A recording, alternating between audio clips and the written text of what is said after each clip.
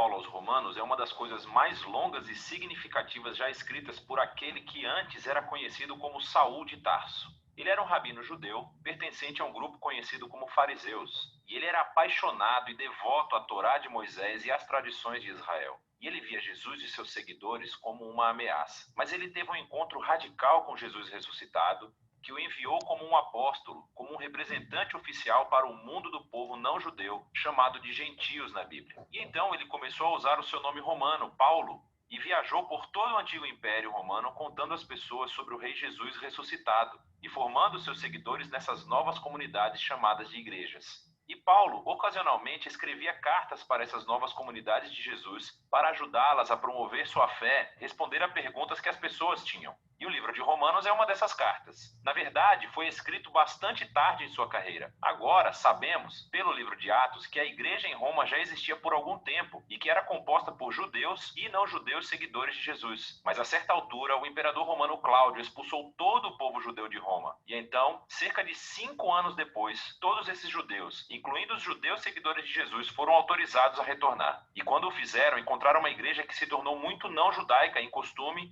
e prática. E isso criou muita tensão, de modo que nos dias de Paulo, a igreja romana estava dividida. As pessoas discordavam sobre como deveriam seguir a Jesus. Elas estavam debatendo sobre se os cristãos não judeus deveriam celebrar o sábado, comer kosher ou ser circuncidados. E assim, Paulo escreveu essa carta com alguns objetivos em mente. Ele queria que essa igreja dividida se unificasse e tinha um propósito prático para isso. Ele esperava que a igreja romana se tornasse uma base para que a sua missão fosse ainda mais para o oeste, até a Espanha. E assim, foram essas circunstâncias que motivaram Paulo a escrever sua mais completa explicação do Evangelho, a boa nova que ele estava anunciando sobre a vida, morte e ressurreição de Jesus. A carta foi criada para ter 4 movimentos principais, mas é unificada como uma longa e fluente exploração do Evangelho. O Evangelho, segundo Paulo, em primeiro lugar, revela a justiça de Deus e também cria uma nova humanidade que cumpre a promessa de Deus a Israel. E é este Evangelho que vai unificar a igreja.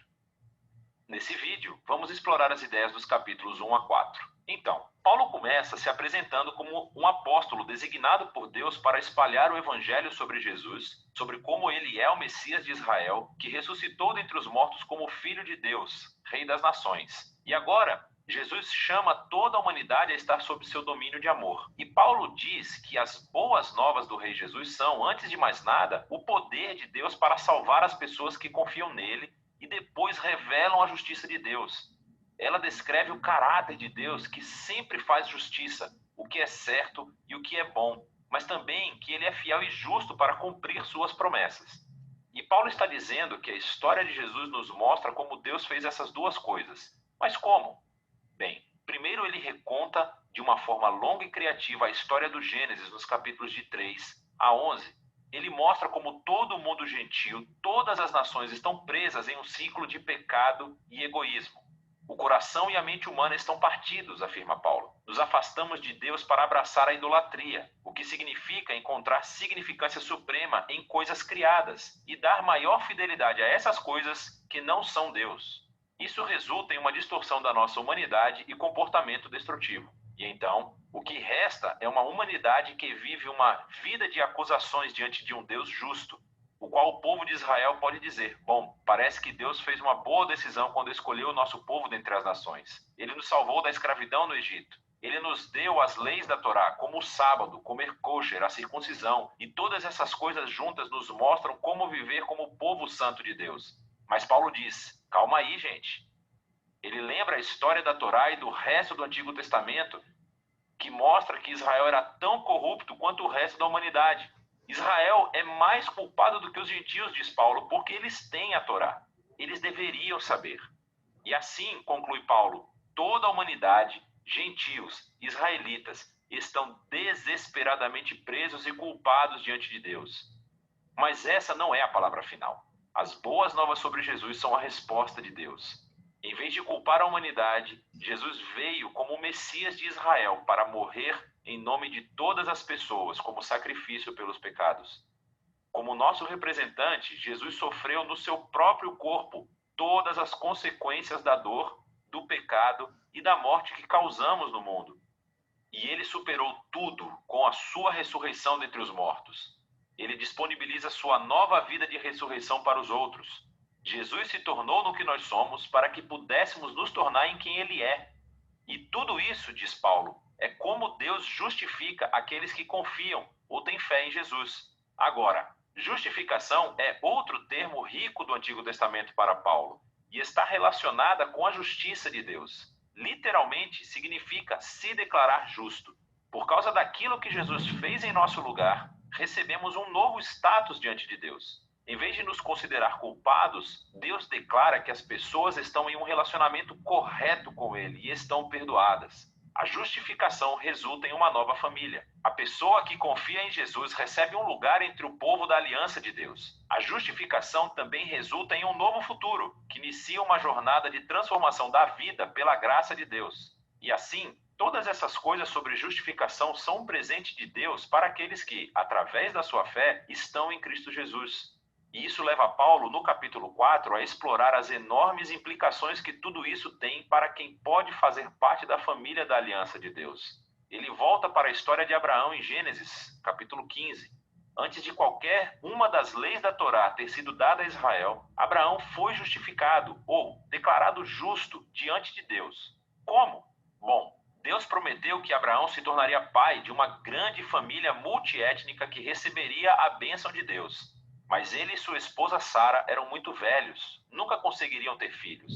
Mesmo assim, Abraão tinha uma fé radical e confiança na promessa de Deus, e, portanto, Deus declarou que ele era justo. E assim, Paulo diz, agora Abraão tornou-se o pai da nova família da aliança e está se espalhando por todo o mundo.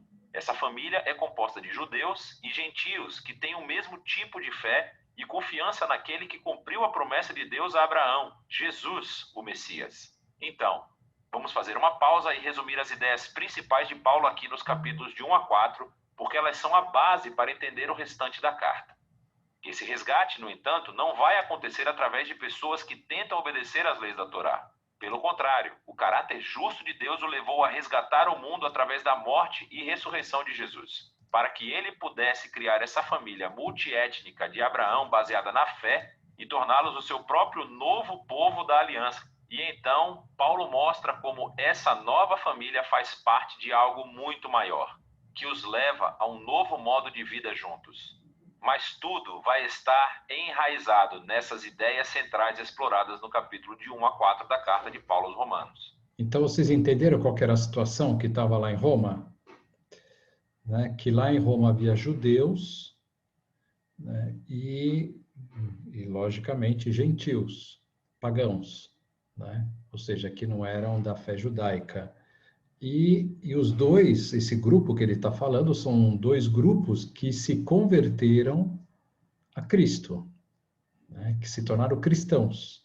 Tanto os judeus se tornaram cristãos, como os pagãos se tornaram cristãos. Só que aí houve toda uma questão que a gente fala assim, que é a questão judaizante, que era, será que, enfim, todos, por exemplo, a circuncisão, então, o judeu, ele deveria fazer, né, como sinal da aliança, fazer a circuncisão. Então, havia um grupo de judeus que achava que eles eram cristãos, mas ele achava que os pagãos, para serem cristãos, eles tinham que fazer a circuncisão também, né? Ou seja, costumes judaicos do Antigo Testamento, eles achavam que eles deveriam fazer agora esses cristãos, né, que se tornavam cristãos e eram pagãos.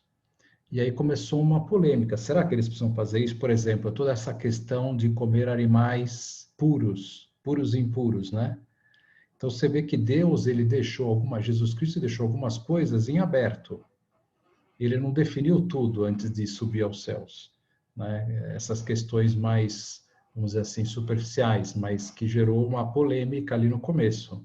Aí foi feito um concílio, mais para frente, onde se decidiu que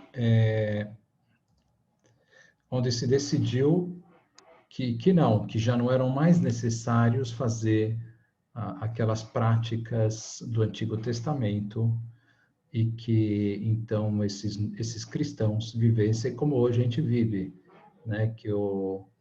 Uma vez que nós somos batizados, nós nos tornamos cristãos, não é? E muitas coisas do Antigo Testamento ficaram para trás, porque agora já é a nova lei, né? Que é a lei trazida por Cristo, né? Que algumas coisas foram revogadas e outras aperfeiçoadas. Então, havia necessidade no Antigo Testamento de alguns sinais, como a circuncisão. Então, agora o sinal por excelência vai ser o batismo. Então, não há necessidade de um sinal externo, né? Sem mais assim, né? Era um sinal, claro, e tudo, mas agora nós temos um sinal que é espiritual, que vem da graça, é muito mais profundo. Então, esse sinal já é mais do que suficiente para mostrar a nossa aliança com Deus, né? Que nós estamos agora vivendo em Cristo.